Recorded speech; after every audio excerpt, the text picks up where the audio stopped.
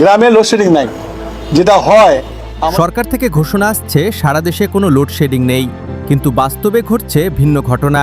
সারা দেশে বাস্তবে চলছে তীব্র লোডশেডিং। দিনের পর দিন বিদ্যুৎ থাকছে মাত্র 7 থেকে 8 ঘন্টা।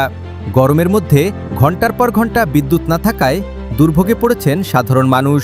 তবে হঠাৎ এত লোডশেডিংয়ের কারণ কি? এটা কি সরকারের ব্যর্থতা? দেশে রয়েছে হাজার হাজার মেগাওয়াট বিদ্যুৎ উৎপাদনের সক্ষমতা, তারপরও কেন চাহিদা মতো বিদ্যুৎ সরবরাহ করা যাচ্ছে না? গত কয়েকদিনে দেশের সর্বোচ্চ লোডশেডিং প্রায় ৩,৬৭১ মেগাওয়াটে পৌঁছেছে। অর্থাৎ নির্দিষ্ট সময়ে মানুষের চাহিদা অনুযায়ী যে পরিমাণ বিদ্যুৎ প্রয়োজন তার বড় একটি অংশ সরবরাহ করা সম্ভব হচ্ছে না। এর পেছনে সবচেয়ে বড় কারণগুলোর একটি হচ্ছে জ্বালানি সংকট।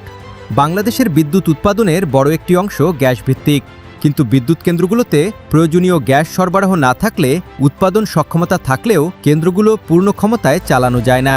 বিশ্বব্যাংকের তথ্য অনুযায়ী দেশের বিদ্যুৎ খাতে গ্যাসের উপর নির্ভরতা অনেক বেশি এবং গ্যাসের চাহিদা সরবরাহের তুলনায় উল্লেখযোগ্যভাবে বেশি।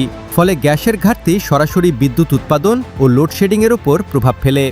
শুধু গ্যাস নয়, কয়লা ও বিদ্যুৎ আমদানিতেও সমস্যা তৈরি হয়েছে। সাম্প্রতিক প্রতিবেদনে বলা হয়েছে, গ্যাস সরবরাহের সংকটের পাশাপাশি কয়লাভিত্তিক বিদ্যুৎ উৎপাদন কমে যাওয়া এবং ভারত থেকে বিদ্যুৎ আমদানির পরিমাণ কমে যাওয়াও বর্তমান সংকটকে আরও বাড়িয়েছে। এর ফলে একটি অদ্ভুত পরিস্থিতি তৈরি হয়েছে। দেশে বিদ্যুৎ কেন্দ্র আছে, উৎপাদন সক্ষমতাও আছে, কিন্তু প্রয়োজনীয় জ্বালানি না থাকায় সেই সক্ষমতার পুরোটা কাজে লাগানো যাচ্ছে না। আর এই সংকটের সবচেয়ে বেশি প্রভাব পড়ছে বিভিন্ন গ্রাম এলাকায়। কোথাও 1 ঘন্টা পরপর বিদ্যুৎ যাচ্ছে, কোথাও আবার কয়েক ঘন্টা পরও বিদ্যুৎ আসছে না। ফলে শিক্ষার্থী, ব্যবসায়ী, কৃষক থেকে শুরু করে সাধারণ পরিবার সবাইকে ভোগান্তিতে পড়তে হচ্ছে।